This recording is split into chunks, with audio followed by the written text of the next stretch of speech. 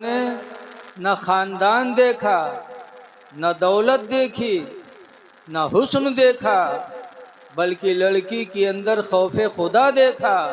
تو خوف خدا کی بنیاد پر حضرت عمر بن خطاب رضی اللہ عنہ نے اس عورت کو اپنی بہو بنا لیا۔ ہم آپ بھی دیکھیں، اللہ فرماتا اس عورت سے نکاح کرو جو عورت تمہیں پسند ہو۔ اونچے خاندان سے رشتہ کرنے کے بعد آپ اونچے نہیں ہو سکتے۔ جب تک آپ کے اعمال اچھے نہیں ہوں گے آپ اچھے نہیں بن سکتے۔ حدیث پاک میں میرے پیغمبر فرماتے ہیں من بطأ بہ عملہ، جس کو جس کے عمل نے گرا دیا۔ آواز ویسے رکھو بھیا، گھٹاؤ بڑھاؤ۔ من بطأ بہ عملہ، جس کو جس کے عمل نے گرا دیا، چوری کیا، زنا کیا،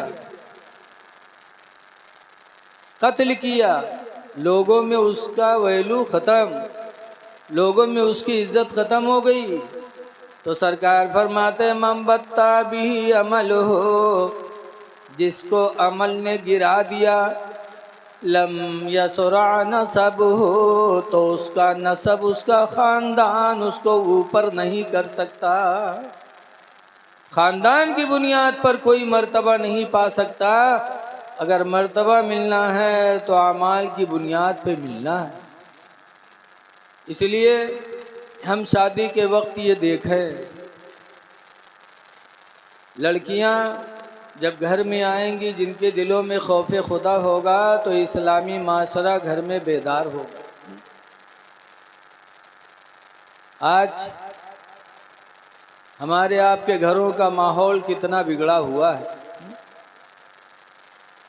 اللہ فرماتا ہے اس عورت سے نکاح کرو جو عورت تمہیں پسند آئے، مثنا دو ہوں، ثلاثہ تین، رباع چار، چار تک اسلام نے اجازت دی ہے۔ پھر آگے اللہ فرماتا فَإِنْ خِفْتُمْ أَلَّا تَعْدِلُوا، لیکن اگر تمہیں ڈر ہے کہ دو تین چار کے بعد نکاح، چار کے بعد آپ انصاف نہیں کر سکتے، تو اللہ فرماتا ہے فواحدہ، تو اب ایک ہی جائز ہے۔ اسلام نے ایک سے زیادہ کی اجازت دی ہے، لیکن انصاف کی شرط بھی لگا دی ہے کہ دو کو کرو تو دونوں کو برابر مانو۔ حدیث میں ہے کہ جس کے نکاح میں دنیا میں دو عورتیں ہوں گی، قیامت کے دن اگر اس نے بے انصافی دنیا میں کیا ہوگا دونوں میں، تو قیامت کے دن اس حال میں آئے گا کہ اس کا آدھا انگ جھکا ہوگا۔ جیسے فالس نہیں مار دیتے کوئی کے، تو جی کا فالس ماری سے اوکا دیکھو، منہ ٹیڑھان ٹیڑھان، ہاتھ جھکت ہے، پیر لبلبات ہے، ایسے ہی وہ بندہ میدان محشر میں حاضر ہوگا جو دنیا میں دو بیویوں کو رکھ کر کے دونوں میں بے انصافی کیا ہوگا۔ اس لیے ہمیں انصاف کی سخت ضرورت ہے۔ ایک مولانا صاحب ہیں، ان کے نکاح میں 2-3 مہر ہوا۔ ایک دن مدرسہ میں آئے تو ان کے کرتا پھاٹ، اوی میر ہم پہ جیسے بھینسا ہم پتہ کو۔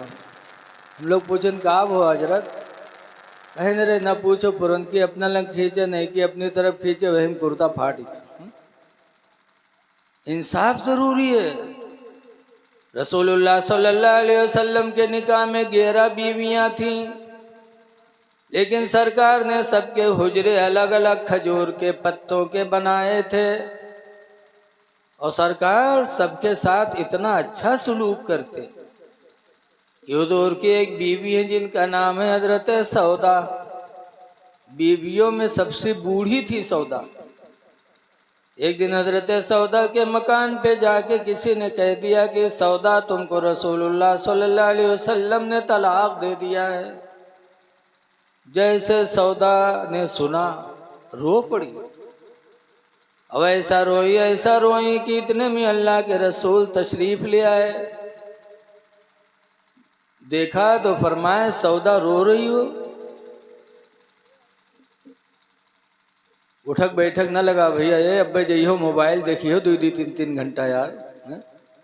ہم عربی نہیں بولی تھے نہ فارسی بولی تھے، سب سمجھ رہے ہوگے. بھلا کم سے کم آپ سے چندہ نہیں مانگا گیا جلسے کے لیے. شریف بھائی نے ہمت کیا، اکیلے اتنا بڑا جلسہ کیا، تو کم سے کم آپ بیٹھ تو لو کہ ایک بھائی کی دلجوئی ہو جائے، اللہ اور اس کے رسول کی رضا حاصل ہو جائے. سونا تو روزانہ ہے. کہنے والے نے کہا ہے جاگنا ہے جاگ لو افلاک کے سائے تلے، جاگنا ہے جاگ لو افلاک کے سائے تلے، حشر تک سونا پڑے گا خاک کے سائے تلے. تھوڑی دیر سن لو، نہیں سمجھ میں آئے گا تو آپ بیٹھے ہو، اللہ اللہ کا رسول دیکھ رہا ہے، اس کا ثواب تو آپ کو ملے گا ہی. سودا سے سرکار نے پوچھا ہے سودا رو کیوں رہی ہو؟ سودا کہتے اللہ کے رسول کون سی غلطی ہو گئی کہ آتے آپ نے مجھے طلاق دے دیا ہے؟ ایکو بند کر دو بھیا، میں نے پہلے کہا تھا ایکو بالکل نہ رکھو. سرکار نے فرمایا نہیں سودا میں نے کہاں طلاق دیا. سرکار نے جیسے کہا سودا چپ ہو گئی، کیونکہ سودا کا ایمان تھا کہ حضور جھوٹ نہیں بولیں گے. بولو، اور آج اگر مرد مہروا سے کچھ کہا ہے ہم کا نہیں کہا رہا ہے تو مہروا مانی جانا تھے پکا جھوٹا فراڈی. کہا نہیں کہ جرا تاوا پہ ہے چوتر رکھ دے تب ہوں تمہاری بات نہ من بے، کہا تھے نا دیہات میں. لیکن اللہ کے رسول ماشاءاللہ کوئی خوبی نہیں جو اللہ نے میرے نبی کے اندر پیدا نہ کیا ہو نا. سودا خاموش ہو گئی اور خوش ہو گئی. پھر سرکار فرماتے ہیں سودا ایک بات بتاؤ، تم اتنی بوڑھی ہو گئی ہو، اس عمر میں تم کو اب شوہر کی ضرورت نہیں ہے. کہا ہاں یا رسول اللہ.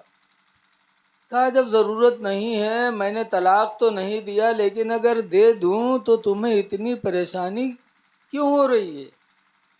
تب سودا نے کہا تھا یا رسول اللہ آپ مجھے طلاق نہ دیں، میں بوڑھی ہو گئی ہوں، اس عمر میں شوہر کی حاجت تو نہیں ہے، لیکن آپ مجھے طلاق نہ دیں، اپنے نکاح میں قائم رکھیں، تاکہ کل قیامت کے دن میدان محشر میں جب فرشتے مجھے رسول اللہ کی بیوی کہہ کے پکاریں گے تو میرا سر فخر سے اونچا ہو جائے گا.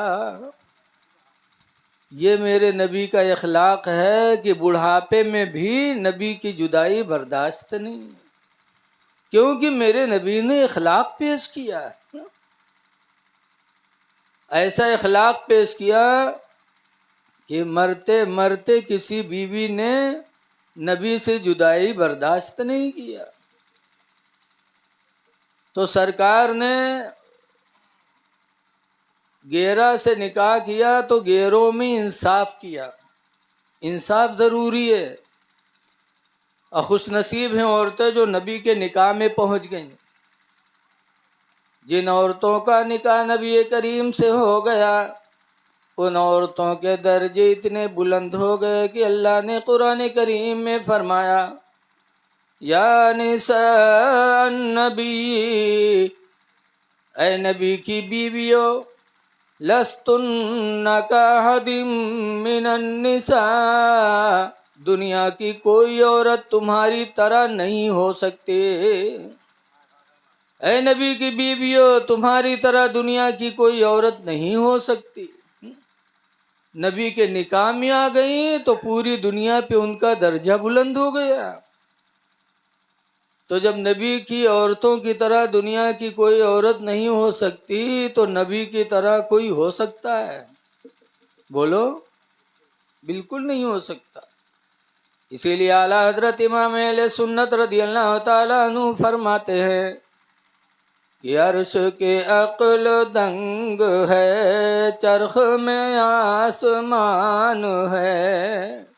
نبی کا درجہ اتنا بلند، عرش کی عقل دنگ ہے، چرخ میں آسمان ہے، اور جانے مراد اب کدھر ہائے تیرا مکان ہے، نبی کی طرح کوئی نہیں ہو سکتا۔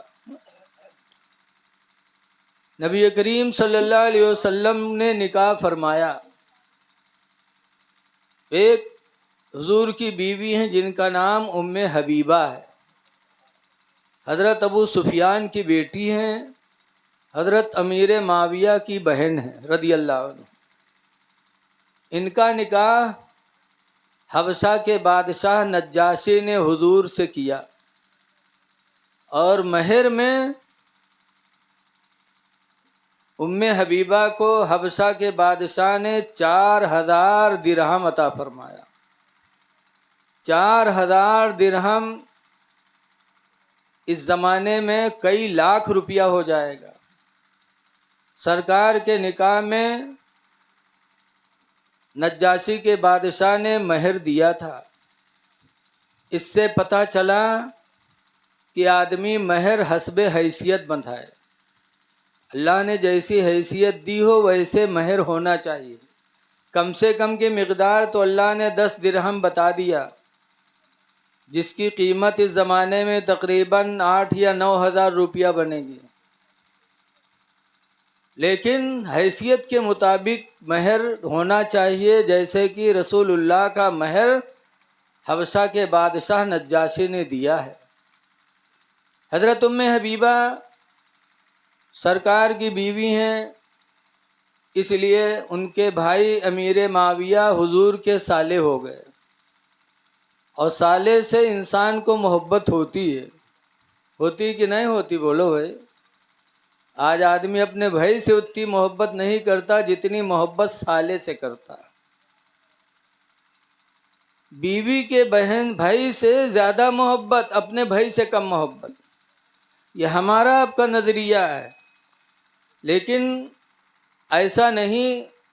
لیکن سرکار نے تو محبت کی ہوگی حضرت امیر معاویہ سے، اسی لیے حضور نے دعا مانگی تھی امیر معاویہ کے لیے، اللہم علم المعاویۃ الحساب والکتاب، اے اللہ معاویہ کو حساب کا علم دے دے، کتاب اللہ یعنی قرآن کا علم دے دے، وقیہ العذاب، اور یا اللہ امیر معاویہ کو عذاب سے بچا لے۔ یہ میرے نبی نے دعا مانگی ہے۔